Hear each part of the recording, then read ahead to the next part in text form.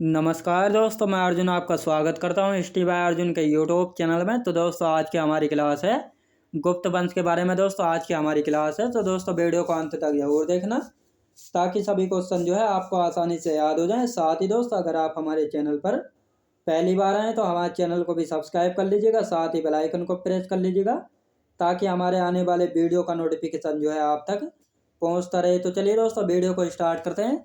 गुप्त वंश के बारे में दोस्तों आज की हमारी क्लास है। दोस्तों गुप्त वंश की क्लास शुरू करने से पहले जो है हमारे तो छोटे से टॉपिक रह गए थे, यानी कणप वंश और आंध्र सातवाहन वंश के बारे में जो है जान लेते हैं और उसके बाद जो है हमारी क्लास स्टार्ट होगी गुप्त वंश के बारे में। कणप वंश, दोस्तों कणप वंश के संस्थापक कौन थे? वासुदेव थे और अंतिम शासक थे सुशर्मा। याद रखेंगे, यानी कणप वंश के संस्थापक कौन थे? वासुदेव थे और अंतिम शासक थे सुशर्मा। अब देखते हैं दोस्तों सातवाहन वंश। आंध्र सातवाहन वंश के संस्थापक थे शिवमुख। आंध्र सातवाहन वंश का जो है सर्वाधिक शक्तिशाली शासक कौन था? गौतमीपुत्र सातकर्णी जो है आंध्र सातवाहन वंश का जो है सबसे शक्तिशाली जो है गौतमीपुत्र जो है शासक रहा है। याद रखें दोस्तों। अंतिम शासक कौन था? यज्ञश्री सतकर्णी जो है अंतिम शासक था। आंध्र सातवाहन वंश का अंतिम शासक था यज्ञश्री सतकर्णी। याद रखेंगे। तो दोस्तों आज की हमारी क्लास जो है स्टार्ट होती है गुप्त वंश की।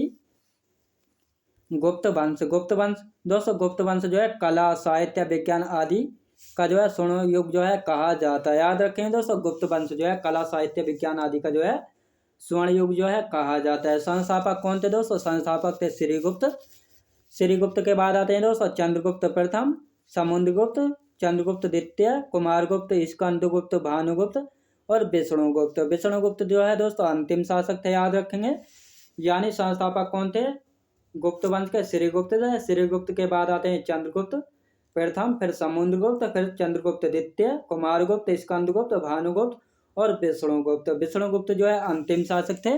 तो आप देखते हैं दोस्तों चंद्रगुप्त प्रथम के बारे में जो है जानते हैं। चंद्रगुप्त प्रथम जो है दोस्तों 319 ईस्वी से 350 ईस्वी तक जो है गद्दी पर रहे थे। चंद्रगुप्त प्रथम दोस्तों वास्तविक संस्थापक थे। याद रखें दोस्तों, चंद्रगुप्त प्रथम को जो है वास्तविक संस्थापक जो है कहा जाता है गुप्त वंश का। चंद्रगुप्त प्रथम ने जो है महाराजा धीराज की जो है उपाधि धारण की थी और गुप्त काल में जो है आप धर्मीय की जो है अवधारणा प्रचलित थी। दोस्तों आप धर्मीय की अवधारणा जो है प्रचलित थी। आप धर्मीय का अर्थ क्या होता है दोस्तों? अर्थ है इसका आपातकाल के समय कोई भी व्यक्ति जो है किसी भी वर्ग का कार्य कर सकता है। याद रखेंगे, यानी गुप्त काल में आप धर्मीय की जो है अवधारणा जो है प्रचलित थी। इसका अर्थ था दोस्तों आपातकाल के समय जो है कोई भी व्यक्ति किसी भी वर्ग का जो है कार्य कर सकता है। अब आते हैं दोस्तों समुद्रगुप्त। दूसरे नंबर पर आते हैं दोस्तों समुद्रगुप्त। समुद्रगुप्त ने दोस्तों नेपाल, मध्य एशिया और असम आदि को जो है जीता था, जिस कारण इन्हें जो है भारत का नेपोलियन जो है कहा जाता था। याद रखें दोस्तों, समुद्रगुप्त को जो है भारत का नेपोलियन कहा जाता था। भारत का नेपोलियन इन्हें क्यों कहा जाता था? क्योंकि इन्होंने नेपाल, मध्य एशिया और असम आदि को जो है जीता था। इसी कारण जो है इन्हें भारत का नेपोलियन जो है कहा जाता है। इन्हें 100 युद्धों का विजेता, धरणीबंध, कविराज के नाम से भी जाना जाता है। दोस्तों समुद्रगुप्त को 100 युद्धों का विजेता, धरणीबंध और कविराज के नाम से जो है जाना जाता है।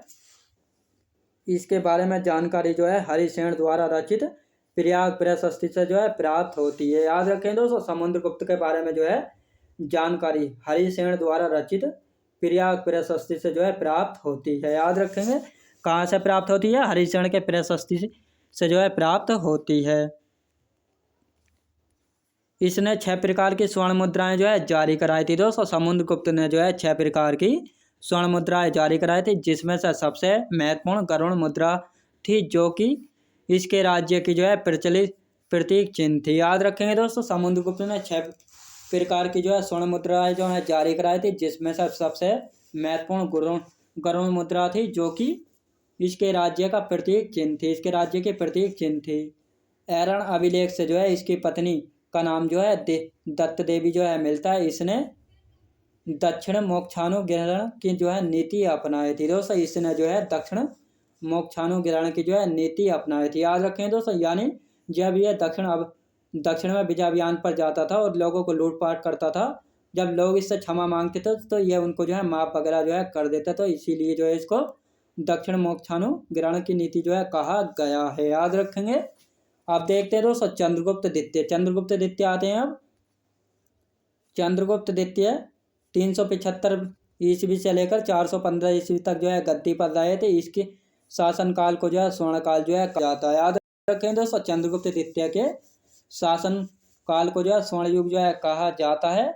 इसे देवगुप्त परम भागवत शकारी एवं साम्राज्य विस्तार के कारण जो है विक्रमादित्य जो है कहा गया है। इसकी पहली राजधानी पाटलिपुत्र थी एवं दूसरी राजधानी जो है उज्जैनी थी। इसी के शासनकाल में जो है चीनी यात्री फाहान जो है भारत आया था। इसके एवं अकबर के शासनकाल में जो है नवरत्न रहते थे, याद रखेंगे दोस्तों। यानी इसके एवं अकबर के शासनकाल में जो है नवरत्न जो है रहते थे। किसके शासनकाल में दोस्तों?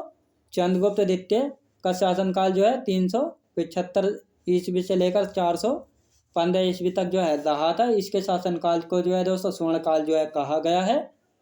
इसे देवगुप्त परम भागवत शकारी एवं साम्राज्य विस्तार के कारण जो है विक्रमादित्य जो है कहा गया है। इसकी पहली राजधानी पाटलिपुत्र एवं दूसरी राजधानी जो है उज्जैनी थी। इसी के शासनकाल में जो है दोस्तों चीनी यात्री फाहान जो है भारत आया था। इसके एवं अकबर के शासनकाल में जो है दोस्तों नवरत्न जो है रहते थे, याद रखेंगे। तो दोस्तों मैं उम्मीद करता हूँ आपको वीडियो क्वालिटी कंटेंट वगैरह सभी कुछ आपको पसंद आया होगा।